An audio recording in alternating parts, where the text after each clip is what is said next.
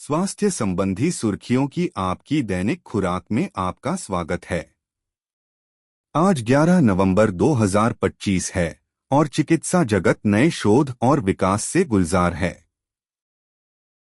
सबसे पहले एक प्रमुख सार्वजनिक स्वास्थ्य चेतावनी क्रोनिक किडनी रोग (CKD) का प्रसार वैश्विक स्तर पर बढ़ रहा है और अकेले 2023 में ही 1.48 मिलियन से अधिक मौतें इसके कारण होंगी।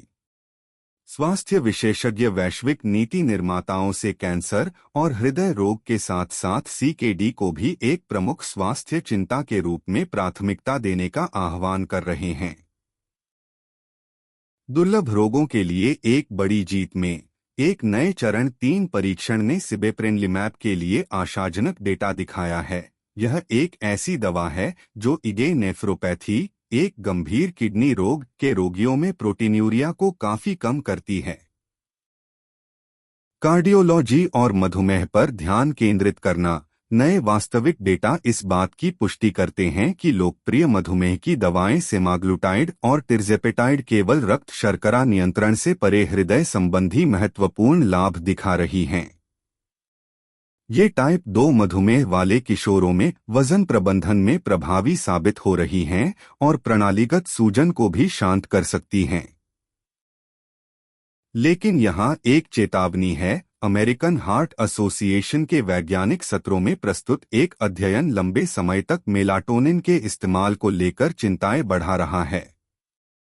शोधकर्ताओं ने 1 साल से ज्यादा समय तक मेलाटोनिन के इस्तेमाल और दिल का दौरा पड़ने के 90% ज्यादा जोखिम के बीच एक संभावित संबंध पाया है, जिससे इस आम नींद की दवा की दीर्घकालिक सुरक्षा पर और गहराई से विचार करने की जरूरत है।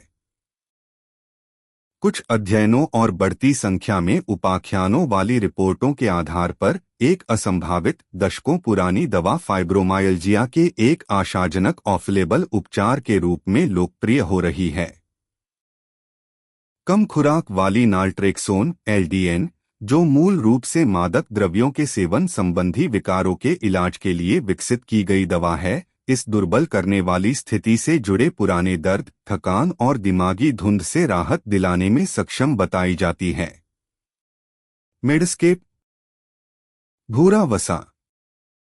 कम तापमान पर सोने से आपके शरीर में ज्यादा भूरा वसा बनता है।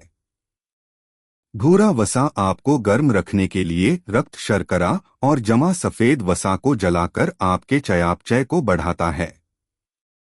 भूरे वसा का उच्च स्तर मोटापे और मधुमेह जैसी बीमारियों के आपके जोखिम को कम कर सकता है।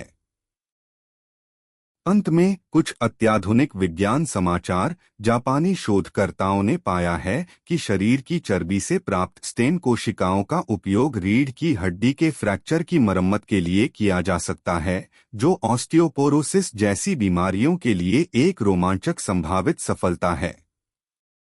और दंत चिकित्सा समाचार में वैज्ञानिकों ने बालों में पाए जाने वाले प्रोटीन केराटिन से एक नया टूथपेस्ट विकसित किया है, जो दांतों के इनेमल को ठीक कर सकता है और सड़न को रोक सकता है।